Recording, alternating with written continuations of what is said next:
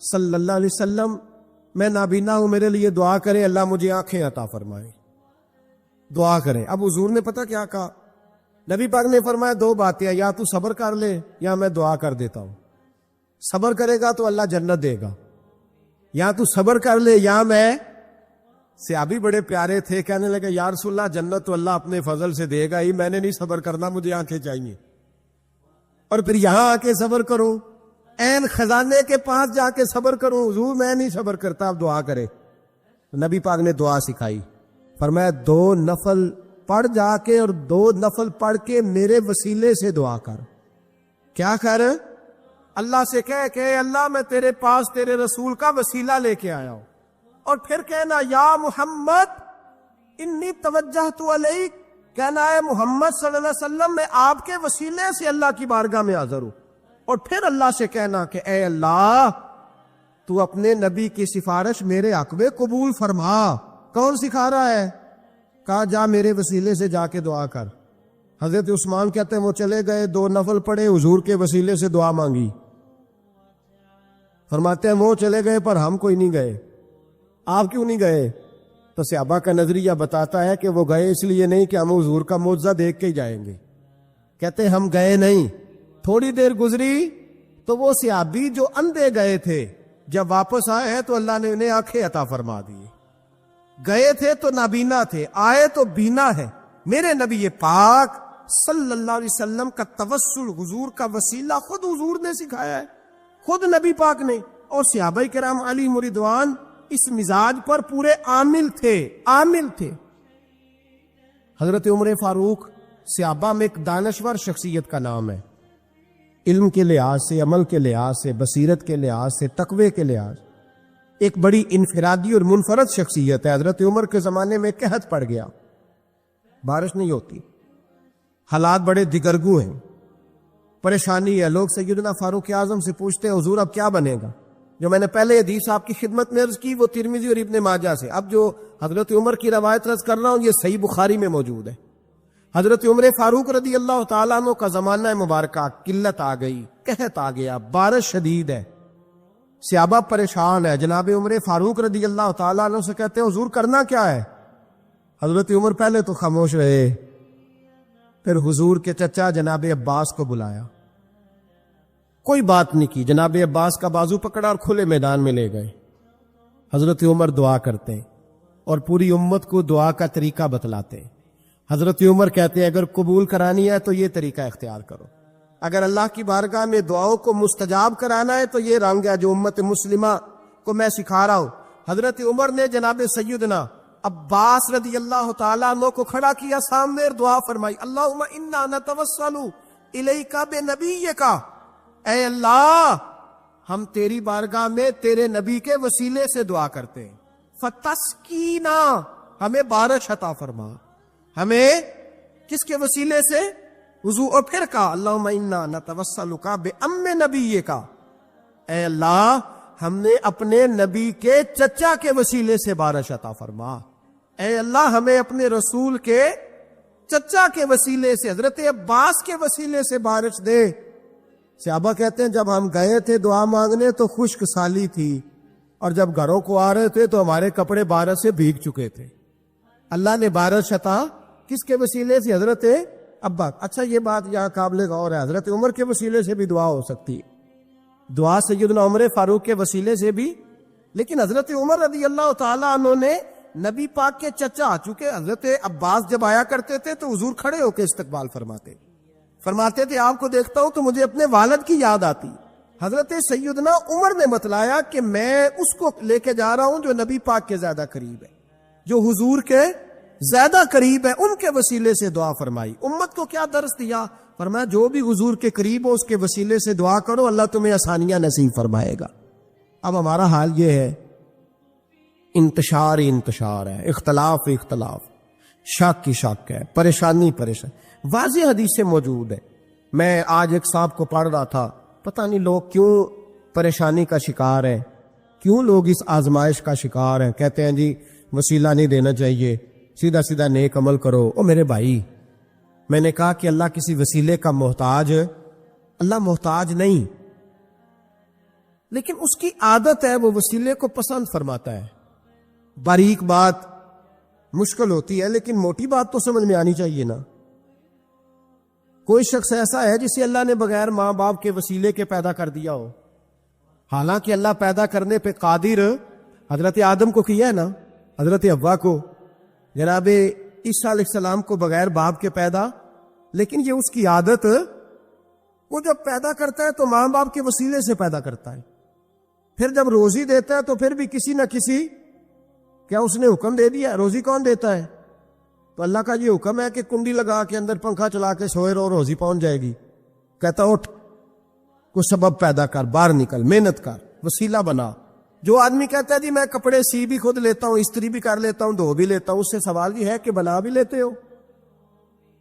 اس کا مطلب ہے اللہ نے بندوں کو بندوں کا محتاج، بندوں کے لیے بندوں کا وسیلہ اللہ نے رکھا ہے. ہماری یہ موٹی سی بات بھی عقل میں نہیں آتی، موٹی سی بات بھی کہتا جی نہیں ڈائریکٹ. او خدا کے بندے تھوڑا غور کر، دیتا اللہ ہی ہے اور دے گا بھی اللہ ہی. لیکن جو ذرائع، جو وسیلے، جو سبب اللہ نے ہمارے لیے مقرر کیے ہیں، ہم اس سبب کا انکار کر سکتے؟ شفا کون دیتا ہے؟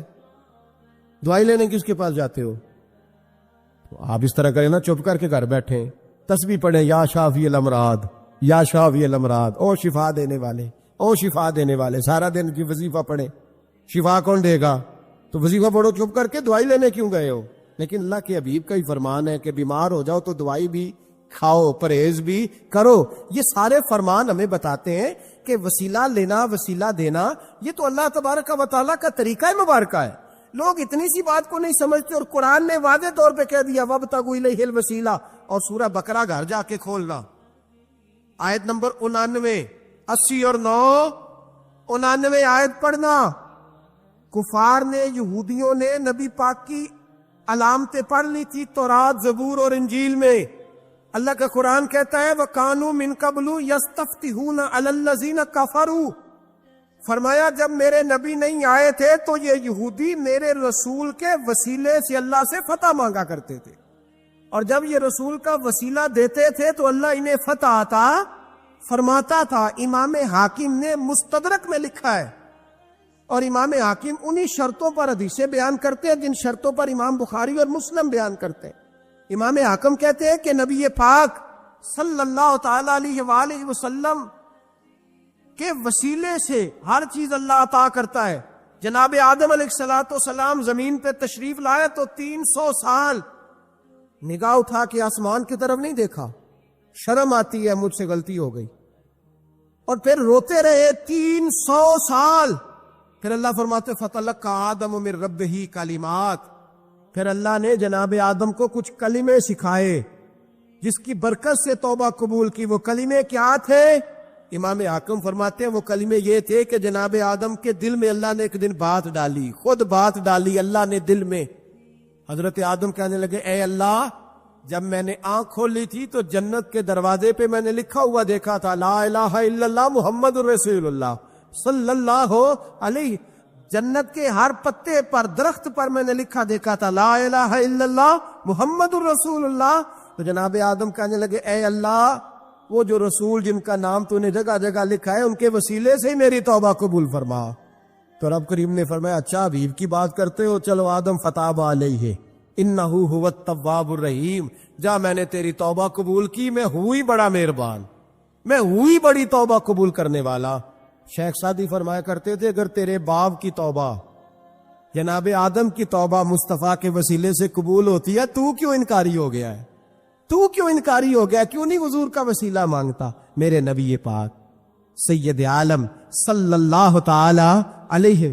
لوگ بڑی ڈھٹائی سے انکار کرتے ہیں، بڑی دلیری سے انکار کرتے ہیں. اور خدا کے بندو، یہ وسیلہ تو بڑا ضروری ہے، یہ وسیلہ تو بڑا قیمتی ہے. میرے نبی پاک صلی اللہ تعالی علیہ وآلہ وسلم نے خود یہ وسیلہ سکھایا. صحابہ اس کے قائل تھے. حضرت عائشہ صدیقہ کے پاس لوگ آئے، آ کے عرض کیا اے اماں جی بارش نہیں ہوتی، قحط پڑ گیا ہے. اس بات کو نا ذرا دل کی گہرائیوں سے سننا. مسجد نبوی ہے، مسجد نبی کے ساتھ ادھر دیکھیے گا ذرا، یہ مسجد ہے، مسجد کے ساتھ حضور کی قبر ہے، ساتھ حضرت عائشہ کا اجرا ہے. پہلے حضرت عائشہ، پھر حضور کا روزہ پھر آگے بولتے جائیے آگے کیا ہے. چاہیے تھا نا سیدھے مسجد جاتے. حضرت عائشہ کے پاس آئے, توجہ کرنا میری بات. کہ اماں جی بارش نہیں ہوتی کیا کریں؟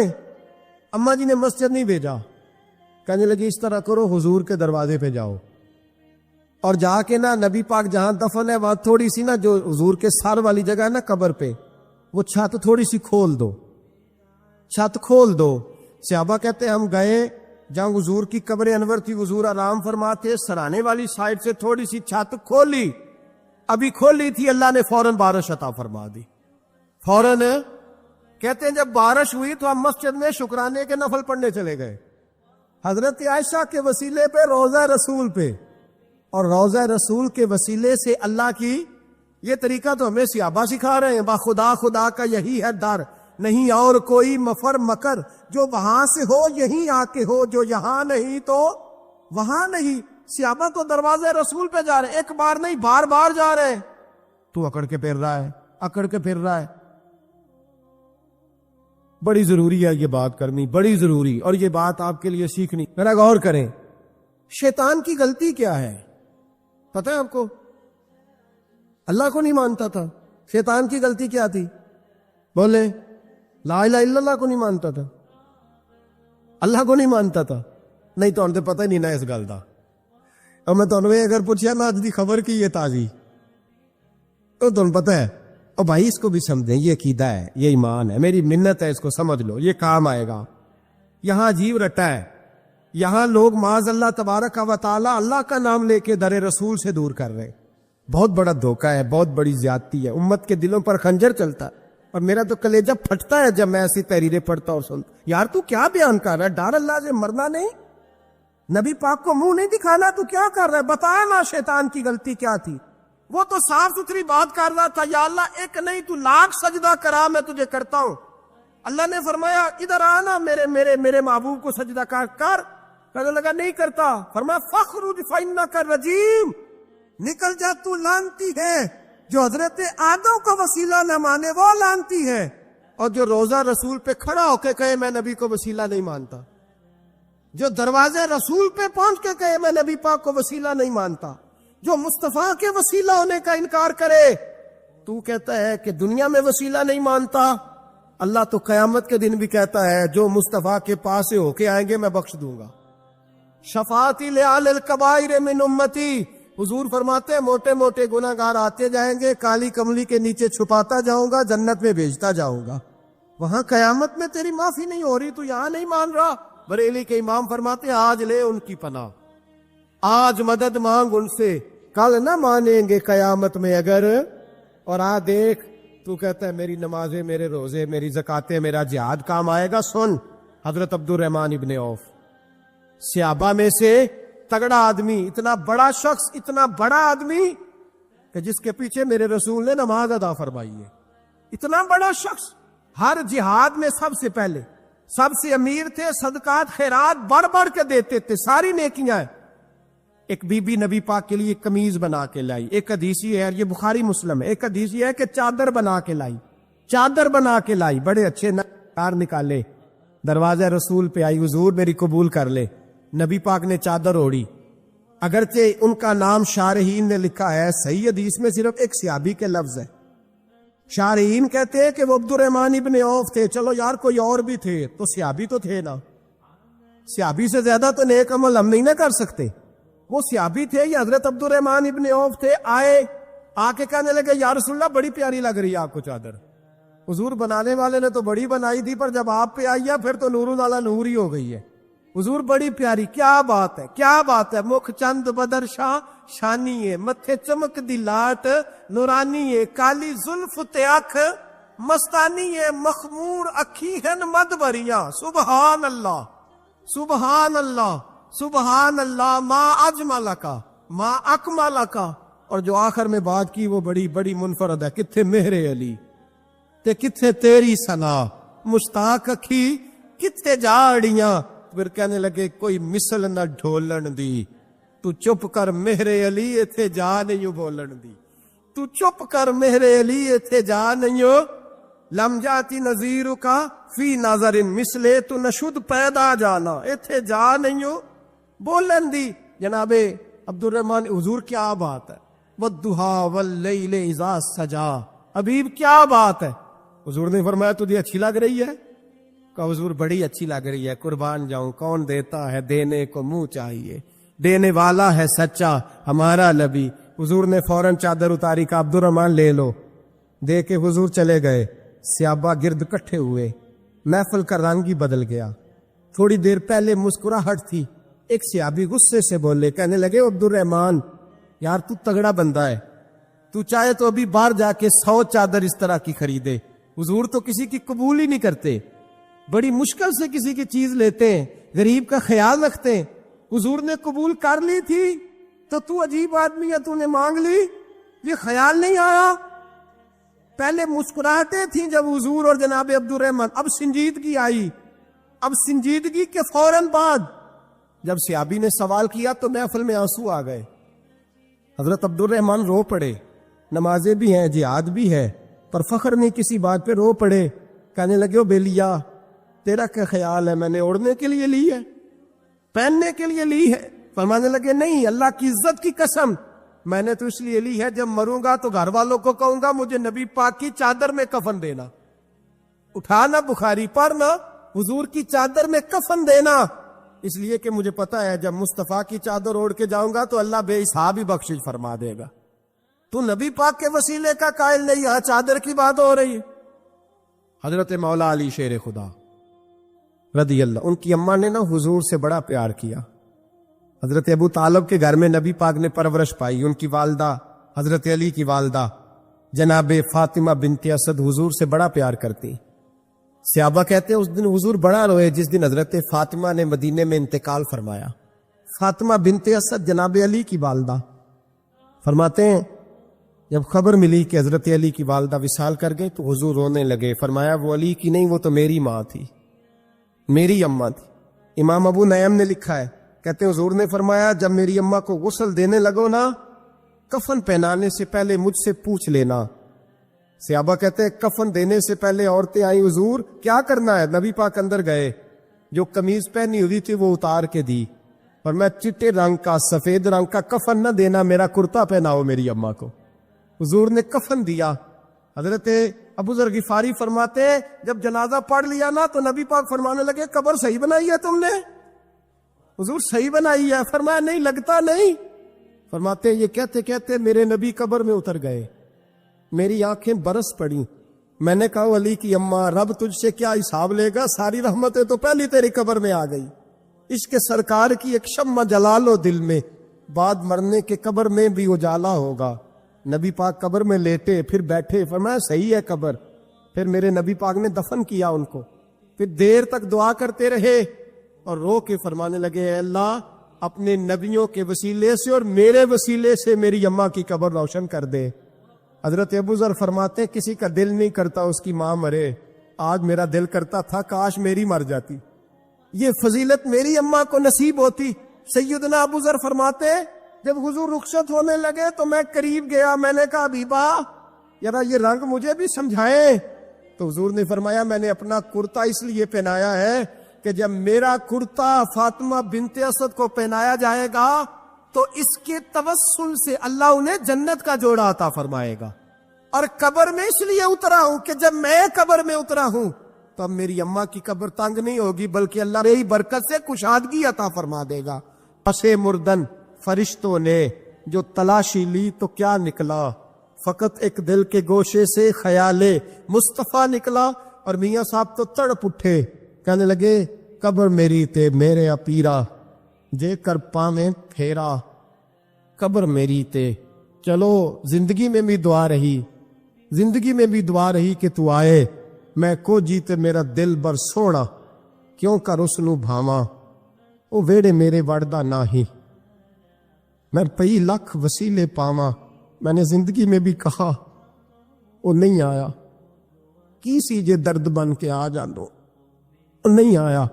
میاں صاحب کہتے ہیں میری قبر میں بھی یہ دعا رہی، قبر میری تے میرے اب پیرا جو کر پاویں پھیرا، قبر میری تے میرے اب پیرا جے کر پاویں پھیرا، قبر دے وچوں ہڈیاں اٹھ کے مجرا کر سن تیرا، تو آ تو صحیح۔ میرے رسول پاک سید عالم صلی اللہ علیہ وسلم خود قبر میں لیٹ گئے۔ او بھائی، یہ وسیلہ اتنا پیارا، یہ وسیلہ حضرت ابو ذر فرماتے دل کرتا تھا یہاں میری اماں ہوتی۔ اتنی کرم نوازیاں، اتنی بندہ نوازیاں، اتنی رحمتیں۔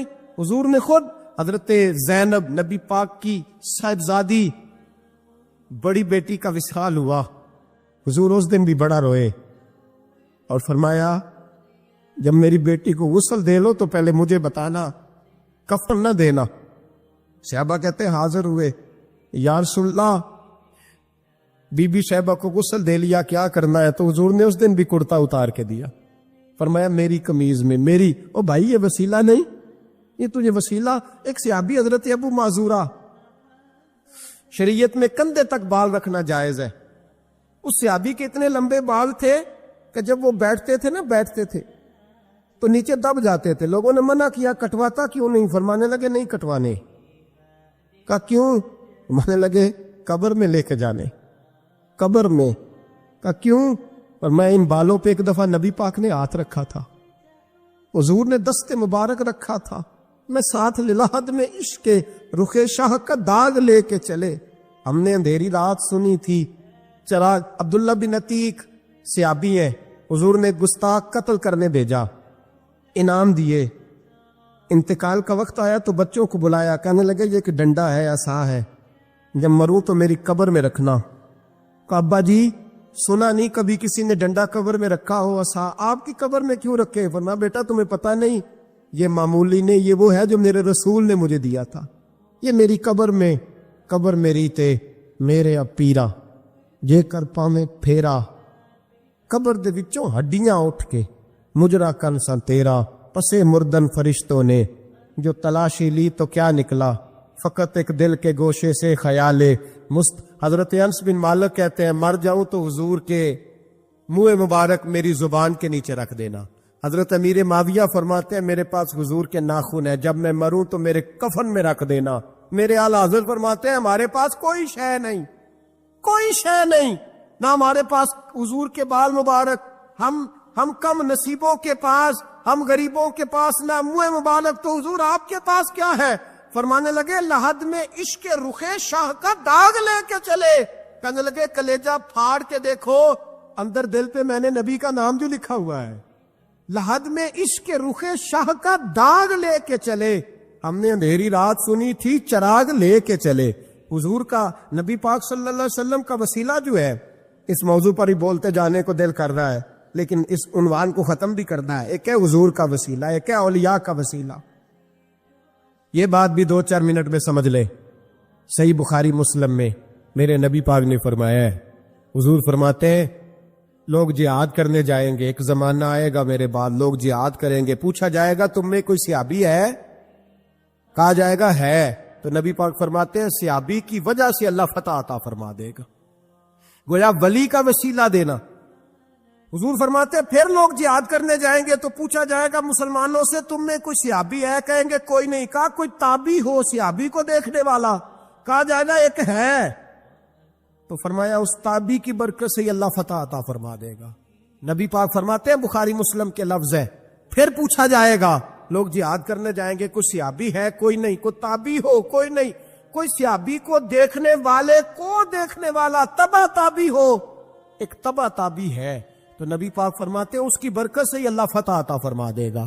مشکات میں، بخاری میں موجود ہے، نبی پاک فرماتے ہیں یہ جو اللہ تم پہ بارشیں برساتا ہے، تمہیں رزق دیتا ہے، یہ تمہارے ضعیف لوگوں کے وسیلے سے اللہ دیتا ہے، یہ کمزوروں کے وسیلے سے دیتا ہے۔ مشکات میں لفظ ہے، نبی پاک نے فرمایا 40 ابدال ملک کے شام میں ہوتے ہیں، جو عذاب تم سے دور رہتا ہے ان کی وجہ سے رہتا ہے، جو تم پر بارشیں برستی ہیں ان کی وجہ سے برستی ہیں۔ وہ کوئی بیٹھا ہوا مجھے دور دعا دیتا ہے، میں ڈوبتا ہوں پر سمندر اچھال دیتا ہے۔ شیخ سعدی فرمایا کرتے تھے میری زندگی میں جتنی بلائیں ٹلی ہیں میرے شیخ کے وسیلے سے ٹلی ہیں، میں اس کی چھتری کے نیچے رہتا ہوں، کرم مجھ پہ برستا رہتا ہے۔ اتنی حدیثیں سنا کے ایک واقعہ سنانا تو بنتا ہے کہ نہیں بزرگوں کا؟ میں چونکہ جب عقیدے کا موضوع ہوتا ہے تو میں نیچے نہیں اترتا، میں قرآن و سنت کے عین بیچ رہتا ہوں۔ ایک بات، مرید ہو گیا، محمود غزنوی حضرت ابو الحسن خرقانی کا بیعت ہو گیا، آنے جانے لگا۔ ایک دن کہنے لگا حضور کوئی تحفہ ہی دے دے، تو حضرت نے کرتا اتار کے دیا، کرتا دیا۔ یہ کسی کے پاس ہو تو بڑی نعمت ہوتی ہے، کسی بزرگ کا کوئی تبرک، کرتا دیا۔ فرمایا جب بہت زیادہ کوئی مسئلہ بن جائے تو کرتا سامنے رکھ کے دعا کرنا، اللہ تجھے فتح دے گا۔ محمود سومناتھ کے مندر توڑ رہا تھا، 2 4 5 دفعہ حملہ کیا، فتح نہیں ہوتی۔ اپنے شیخ کا جبہ رکھا ہے، اللہ اس کی برکت سے ہی فتح دے دے۔ کہتا میں نے جبہ رکھ کے دعا مانگی، اگلے دن حملہ کیا تو اللہ نے فتح عطا فرما دی۔ محمود کہتا فتح ہو گئی، میں رات کو سویا، حضرت ابو الحسن خرقانی خواب میں ملے، اور بابا جی کو میں نے دیکھا تو چہرے پہ جلال ہے۔ میں نے کہا حضور آپ ناراض ہیں؟ کہنے لگے محمود تو نے کوئی قیمت نہیں ڈالی میرے کرتے کی۔ یہ جملہ آپ کو زیادہ سمجھ آئے گا۔ کہنے لگے تو ککھ مول نہیں پایا، کوئی قیمت نہیں ڈالی تو نے میرے کرتے کی، بس ایک فتح۔ کہ حضور کیا مطلب؟ فرمانے لگے یہ میرے وجود سے لگا ہوا جبہ تھا، میں وہ شخص ہوں جس نے زندگی بھر وہ کام کیا جس میں اللہ رسول راضی ہے، اپنے آپ پہ پابندیاں لگا کے رکھی ہیں، رب نے اپنے فضل سے بڑا نوازا ہے۔ فرمایا اگر تو میرا جبہ سامنے رکھ کے یہ دعا مانگتا نا، اے اللہ ہندوستان کے سارے ہندوؤں کو ایمان کی توفیق دے دے، اللہ نے سب کو کلمے کی توفیق دے دے دی۔ تو نے کیا قیمت ڈالی میرے جبے کی؟ تر دامنی پہ شیخ ہماری نہ جائیے، ہم دامن نچوڑ دیں تو فرشتے وضو کرے، اور فرشتے بھی کرتے ہیں تعظیم میری، فدا ہو کہ ان پر یہ عزت ملی ہے۔ اللہ تبارک و تعالیٰ اپنے بندوں کو طاقتیں دیتا ہے۔ مسئلہ یہ ہے آج بہت سارے لوگ تو انکار کرنے لگے ہیں، اور ہم جو اہل ہیں، ہمارا جن کا عقیدہ ہے، جنہیں اللہ نے خوش عقیدگی عطا فرمائی ہے، وہ بھی بہانوں کا شکار ہے، بہانوں کا شکار ہے، کر لیتے ہیں، دیکھ لیتے ہیں، اللہ والوں سے دوستی لگائے۔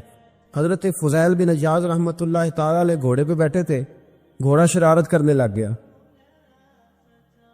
اچھلنے لگ گیا، کودنے لگ گیا، تو حضرت فضیل بن عیاض نیچے اترے، ایک کونے میں جا کے نماز کی نیت باندھ لی، 2 رکعت نماز پڑھی، پھر دیر تک استغفار پڑھتے رہے، روتے رہے، دعا کرتے رہے، واپس آئے۔ خادم عرض کرنے لگے حضور سمجھ نہیں آئی، گھوڑے نے تھوڑی سی شرارت کی، وہ بدکا ہے، آپ نے اس کو چھوڑا ہے اور چھوڑ کر کے آپ نماز میں لگ گئے۔ تو حضرت فضیل بن عیاض فرمانے لگے جب بندہ اللہ کی نافرمانی کرتا ہے نا، تو جو چیزیں اس کی فرما بردار ہوتی ہے وہ اس کی نافرمانی کرنے لگ جاتی۔ تو مجھے محسوس ہوا تھا کہ میں نے کہیں اللہ کی نافرمانی کی ہے، اس لیے ایسا ہوا ہے کہ میرے گھوڑے نے میری، تو میں توبہ کرنے لگا ہوں، اور اب دیکھتا ہوں بیٹھ کے بھلا کیا ہوتا ہے۔ میں نے سچی توبہ، حالانکہ مجھے یاد نہیں کہ میں کہاں بولا، پر کھری اور سچی توبہ کی۔ دوبارہ گھوڑے پہ بیٹھے تو گھوڑا بالکل صحیح ہو کے ساتھ چلنے لگ گیا۔ میرے بھائی جب یہ تنبیہ ہے اللہ کی طرف سے، یہ متنبہ کیا جاتا ہے کہ تو بال آجا۔ بہت ساری جگہوں پہ انسان کو وقتی طور پر اگر سزا مل جائے، نبی پاک علیہ السلام کی خدمت میں ایک صحابی آئے، بات مضبوط کر دوں، واقعہ سنایا ہے نا، تو کچھ لوگ سمجھتے ہیں کہ یہ واقعہ ہے، تو میں ایک حدیث پاک امام بہقی کی لکھی ہوئی عرض کرتا ہوں۔ نبی پاک علیہ السلام کے ایک صحابی آئے اور ان کا سر پھٹا ہوا تھا،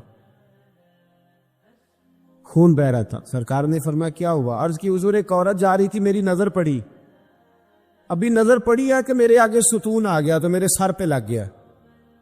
نبی پاک صلی اللہ علیہ وسلم نے فرمایا تیرے لیے خوشخبری ہے، اگر دنیا میں تیری غلطی کی تجھے سزا ملی ہے تو پھر رب تجھے قیامت میں سزا نہیں دے گا۔ پھر اللہ قیامت میں سزا، بعض گناہ ایسے ہیں جن کی یہاں بھی سزا ملے گی اور وہاں بھی ملے، لیکن میرے بھائی پہلی بات یہ ہے کہ اللہ تعالیٰ اس غلطی کی یہی سزا دے لے، اور دعا فرمائے اللہ تبارک و تعالیٰ یہاں بھی معافی عطا فرمائے، وہاں بھی معافی عطا فرمائے، اللہ درگزر ہی فرمائے۔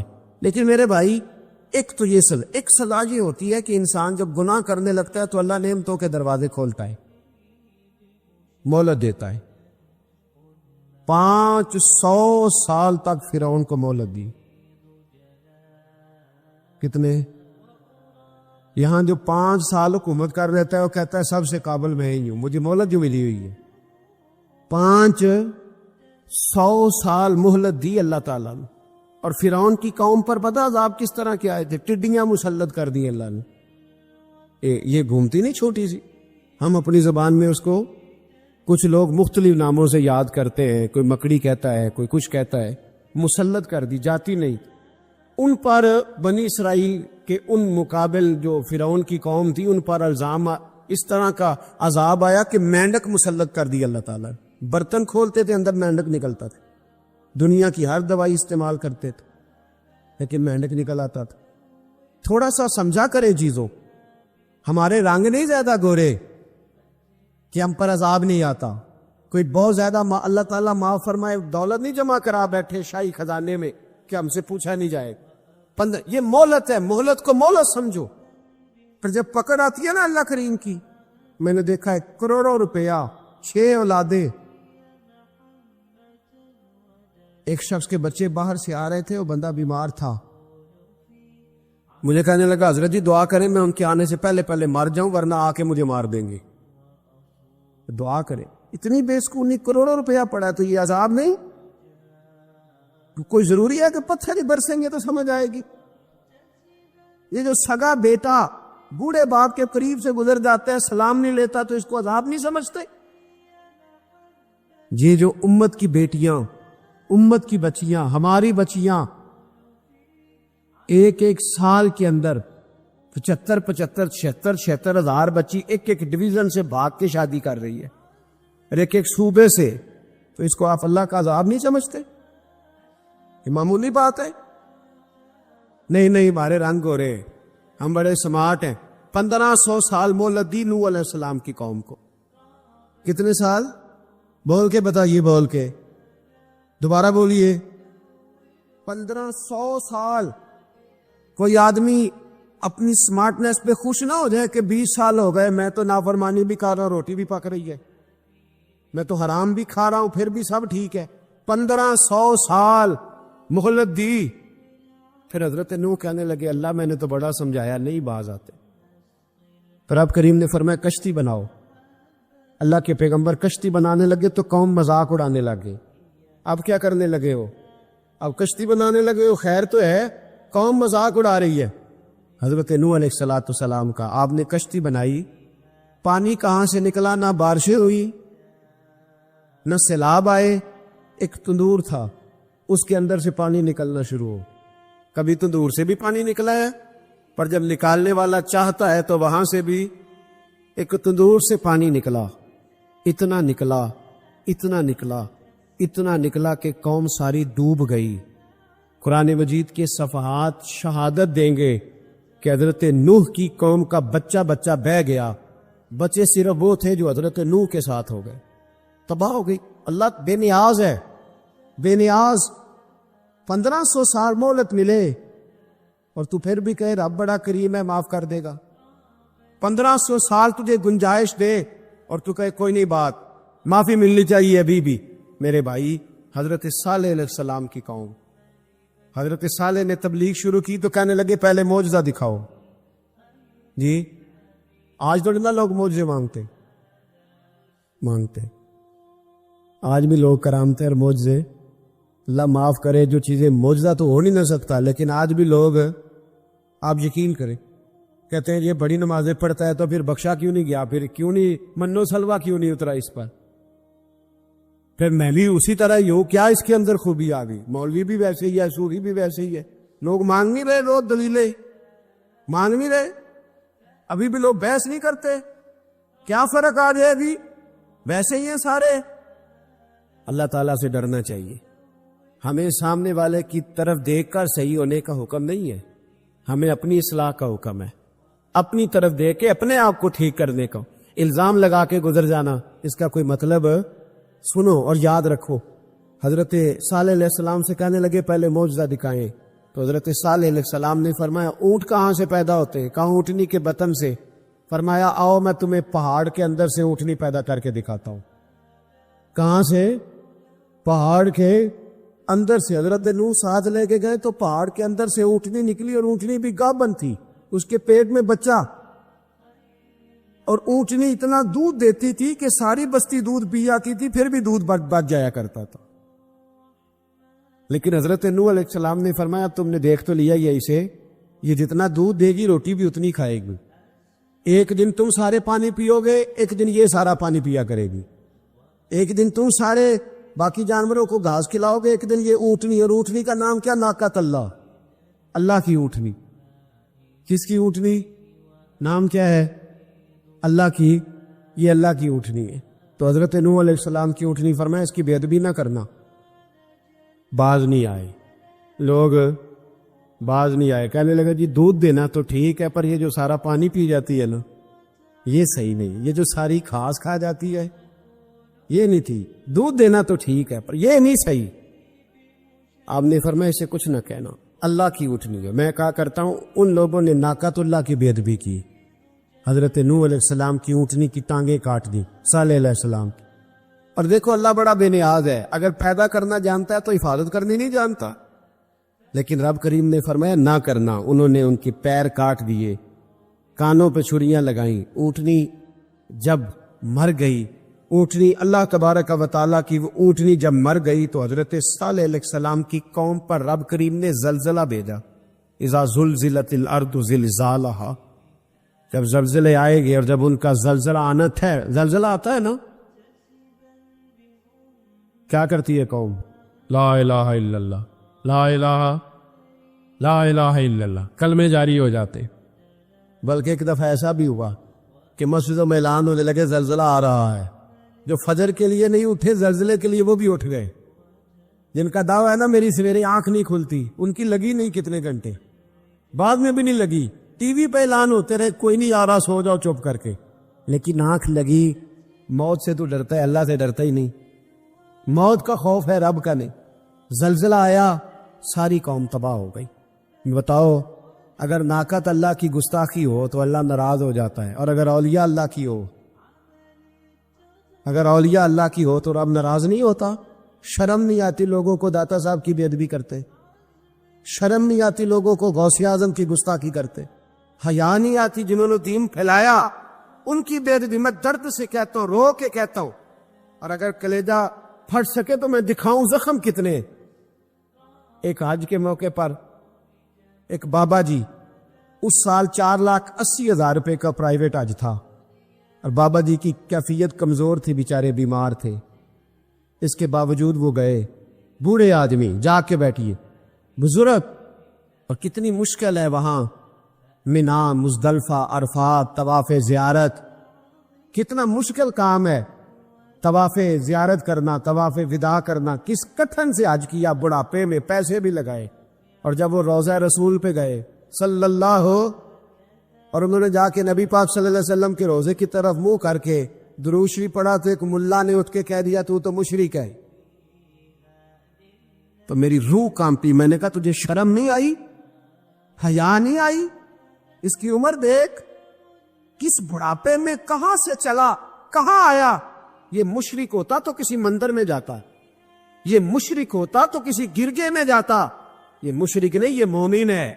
اور یہ وہ والا مومن ہے جس کے سینے میں دل جب دھڑکتا ہے تو خالی دھڑکتا نہیں، ساتھ وہ محمد عربی پہ درود و سلام بھی پڑھتا ہے۔ شرم نہیں آتی لوگوں کو؟ اتنی بڑی گستاخی کرتے، جو روزے رسول پہ آیا مشرک ہے۔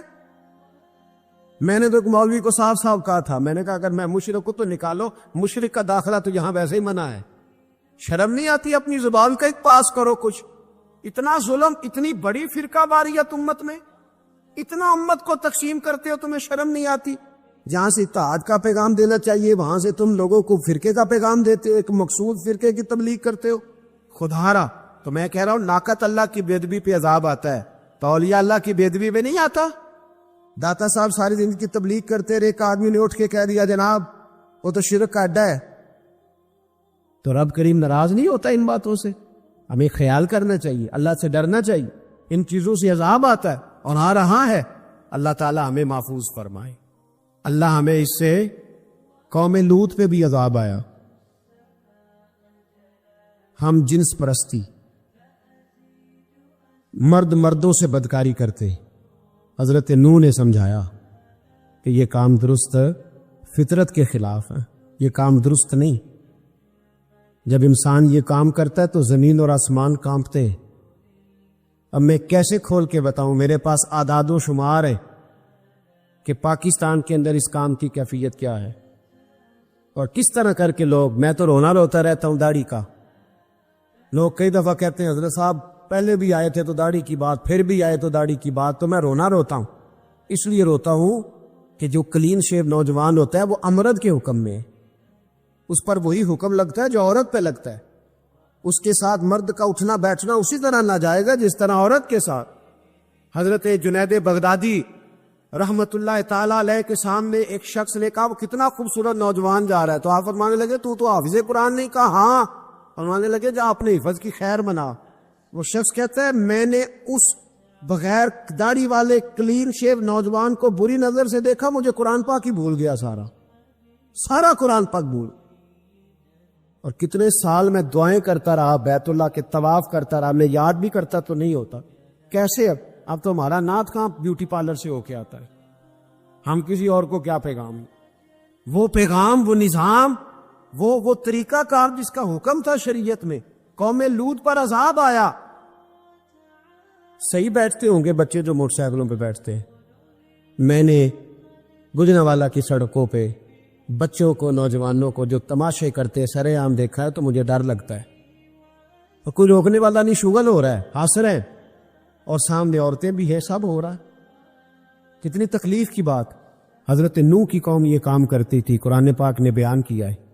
حضرت نوح نے سمجھایا، فرمایا رب کریم نے تمہیں اپنی خواہش پوری کرنے کے لیے جائز طریقہ عطا فرمایا، عورتوں سے نکاح کرو، اور اس نکاح کی برکت سے جو اللہ تمہیں اولاد دے گا اس کو اللہ تبارک و تعالیٰ تمہارے لیے باعث بخشش بھی فرمائے گا.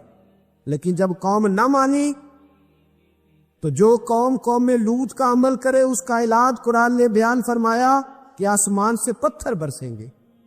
پھر پتھر برسے اور جن کے بڑے بڑے اچھے دماغ تھے ان کے دماغ چکنا چور کر دیے گئے، تباہ کر دیے گئے، ان کے دماغ زمین پر بچھاڑ دیا گیا. اللہ مہلت دیتا ہے، لیکن اس کا مطلب یہ نہیں کہ انسان توبہ ہی نہ کرے. حضرت شعیب علیہ السلام کی قوم پر بھی عذاب آیا، اس لیے کہ بددیانتی کرتی تھی، ناپ تول میں کمی کرتی تھی. میں نے کہا تھا شب قدر کی رات کہ یہ کوئی تماشا ہے کہ شب رات آئی تو ساری رات روتے رہے، یا اللہ معاف کر دے، یا اللہ معاف کر دے، رو رو کے چیخے مار مار روئے. شب قدر آئی تو پھر چیخے ماری، ساری رات روئے. تو جس بندے کا پروگرام ہی نہیں سویرے بدلنے کا، دکان پہ بیٹھ کے پھر وہی ناپ تول میں کمی، پھر وہ اللہ تعالیٰ معاف کرے. میں ایک مضمون پڑھ رہا تھا تو وہ فوڈ کے اسپیشلی لوگ تمہیں لکھا تھا مہربانی کرو ملاوٹ ہی اچھی چیز کی کر لو، مرچ میں کیری تو نہ ملاؤ اینٹوں کی، وہ تو بیمار کرتی ہے، وہ تو خون کی آنتوں کو روک دیتی ہے. وہ کہنے لگا، اور وہ کہتا ہے میں تمہیں بتاتا ہوں کون کون سی چیز ملائی جا سکتی ہے، وہ ملا لو. خدا را اس قوم پہ رحم کرو، مہربانی. ایک دوست ہے ہمارے، میں وزیر آباد میں ان کے گھر بیٹھا تھا تو ایک میڈیکل، میرا کسی شخص پہ اعتراض کرنے کا میں مجموعی بات کرتا ہوں. میں ایسے ڈاکٹروں کو جانتا ہوں جو اللہ تعالیٰ فضل کرے سچ مچ کے نیک ہیں، اچھے لوگ. تو بچے کا میڈیکل سٹور ہے، تو والد بیمار ہو گیا، تو کہتا ہے ابا جی ڈاکٹر صاحب نے کہا آپ کو ڈریپ لگنی ہے. تو سگے باپ کو ڈریپ لگانے لگا. تو باپ کیا کہتا ہے پتر تیری مہربانی، مینو کوئی اصلی لائی، اور نہ لائیں جڑی لوکاں نو لانے. اب وہ پیار سے سنا رہا ہے بات. میں نے اسے کہا کہ یہ تو ڈوب مرنے کا مقام ہے نا، ڈوب مرنے کا مقام. جس ملک کے اندر دوائی بھی صحیح نہ بکے، اصلی نہ ملے دوائی بھی، اور پھر وہ قوم کہے کہ ہم نے تو پورے روزے رکھے، ہم نے تو بڑا صدقہ اور خیرات کیا، دوائی بھی اصل نہ ملے. جناب شعیب علیہ الصلاۃ والسلام کی قوم ناپ تول میں کمی کرتی تھی تو اللہ تبارک و تعالیٰ نے ان پر بتا عذاب کس طرح کا بھیجا. شدید گرمی ہوئی. اللہ ہمیں محفوظ فرمائے. سارے آمین کہہ دیا. یہ کہ کتنا اچھا موسم کر دیا رب کریم. اللہ ہمیں محفوظ فرمائے، اللہ رحمت فرمائے. شدید گرمی کی لہر آئی، باہر اتنی گرمی ہوئی کہ لوگ اپنے گھروں میں گھس گئے. جس طرح سورج کی شعاعیں گھروں کے اندر داخل ہو جاتی اس طرح گرمی کی لہر اندر داخل ہوئی. اور جس طرح کسی کو آگ لگ جائے تو وہ آدمی اچھلتا کودتا ہے نا، اس طرح یہ لوگ اچھلنے لگے اور اچھل کود کے مر گئے. جرم کیا تھا؟ ناپ تول میں کمی کرتے. حضرت داؤد کی قوم بھی تباہ ہوئی. جرم کیا تھا؟ ہفتے والے دن مچھلیاں نہیں پکڑنی تو یہ پکڑتے تھے. حکم ہے نا مسلمان کو نماز کے ٹائم کوئی اور کام نہیں کرنا، نماز پڑھنی ہے. میرا خیال ہے مسلمان تو فٹافٹ آ جاتے ہیں، سارے ہی پہنچ جاتے ہیں نا مسجدوں میں. ہلکا ہلکا بول رہے ہیں آؤ، کیوں نہیں پہنچتے؟ اگر حضرت سیدنا، اور پتہ انہیں سزا کیا ملی؟ اللہ نے فرمایا اس ٹائم عبادت کر میں یہ کام نہیں کرنا، وقت نہیں ہے کام کا۔ انہوں نے مچھلیاں پکڑی، 12,000 لوگ تھے، پتہ ہے مالک نے سزا کیا دی؟ بندر بنا دیا اللہ کریم۔ قرآن مجید کا پہلا سپارہ پڑھے، فَجَعَلْنَاهَا نَكَالًا لِمَا بَيْنَ يَدَيْهَا وَمَا خَلْفَهَا۔ اللہ فرماتے ہیں پچھلوں کے لیے بھی عبرت بنا دیا، بعد والوں کے لیے بھی عبرت، نشان عبرت بنا دی۔